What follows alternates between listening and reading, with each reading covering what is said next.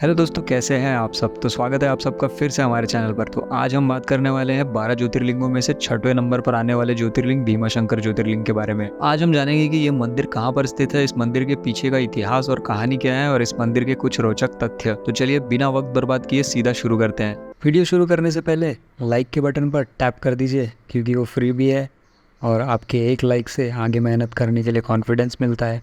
भीमाशंकर ज्योतिर्लिंग शिवजी का प्रसिद्ध ज्योतिर्लिंग है। यह महाराष्ट्र के पुणे से 110 किलोमीटर दूर पर्वत पर स्थित है। यह मंदिर माटेश्वर महादेव के नाम से विख्यात है क्योंकि इस मंदिर में स्थित ज्योतिर्लिंग काफी बड़ा और मोटा है। इस ज्योतिर्लिंग को शिवजी के 12 ज्योतिर्लिंगों में से छठा ज्योतिर्लिंग माना गया है। मंदिर के समीप एक नदी बहती है जिसका नाम भीमा नदी है। यह नदी कृष्णा नदी में जाकर मिलती है। भीमाशंकर मंदिर का इतिहास कुछ इस तरह से है कि जिस स्थान पर भीमा नाम के राक्षस का भगवान शिव ने वध किया था, वह स्थान देवताओं के लिए पूजनीय बन गया था। सभी देवताओं ने मिलकर भगवान शिव से प्रार्थना की कि वह उसी स्थान पर विराजमान हो। भगवान शिव ने सभी देवताओं की प्रार्थना मानकर उसी स्थान पर शिवलिंग के रूप में प्रकट हुए और उसी स्थान को भीमाशंकर के नाम से आज जाना जाता है। कहते हैं कि छत्रपति शिवाजी महाराज ने भीमाशंकर मंदिर बनवाया था। भीमाशंकर मंदिर के दर्शन को आने वाले सभी भक्तों के लिए शिवाजी महाराज ने कई प्रकार की सुविधाएं उपलब्ध कराई है। मराठा पेशवाओं के राजनेता फडणवीस ने 18वीं शताब्दी में भीमाशंकर मंदिर के शिखर का पुनर्निर्माण करवाया था। चलिए अब जानते हैं भीमाशंकर ज्योतिर्लिंग के पीछे की कहानी के बारे में। शिव पुराण के अनुसार भीम नाम का राक्षस अपनी माता के साथ अकेला जंगल में रहता था। जब वो बड़ा हुआ तब उसने अपनी माता से पूछा कि उसके पिता कौन है। तब उसकी माता, जिनका नाम करगटी था, उन्होंने बताया कि उनके पिता महाबली कुंभकर्ण है, जिसका वध श्री राम ने किया है।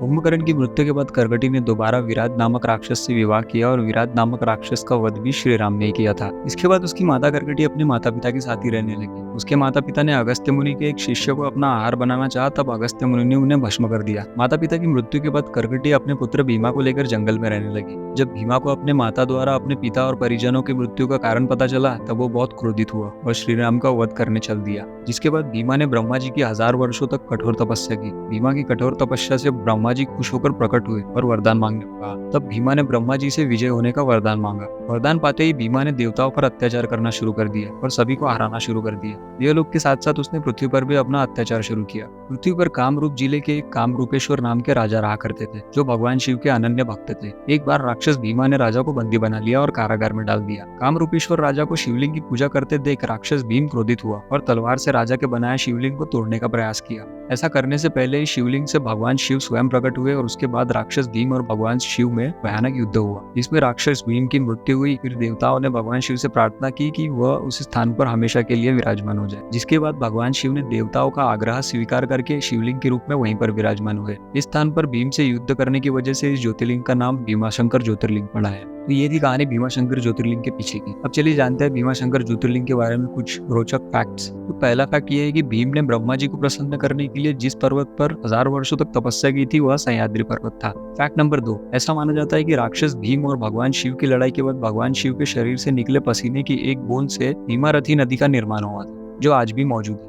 तीसरा फैक्ट ये है कि यहाँ पहाड़ियों के आसपास जंगली वनस्पतियां एवं प्राणियों की दुर्लभ प्रजातियां पाई जाती है। चौथा फैक्ट, इस मंदिर के पास ही कमलजा मंदिर है, जो कि बहुत प्रसिद्ध मंदिर माना गया है क्योंकि कमलजा माता पार्वती का ही अवतार है। पांचवा और आखिरी फैक्ट, अगर आप कभी भीमाशंकर ज्योतिर्लिंग के दर्शन के लिए आते हैं तो यहाँ पर आपको साथ ही गुप्त भीमाशंकर, हनुमान शील, साक्षी विनायक आदि प्रसिद्ध स्थल भी देखने को मिल जाएंगे। तो ये थी कुछ इंपॉर्टेंट जानकारी भीमाशंकर ज्योतिर्लिंग के बारे में। अगले वीडियो में हम लोग देखेंगे भगवान काशी विश्वनाथ ज्योतिर्लिंग के बारे में, जो 12 ज्योतिर्लिंगों में से 7वें नंबर पर आता है। तो अगला वीडियो देखने के लिए बने रहिए हमारे साथ।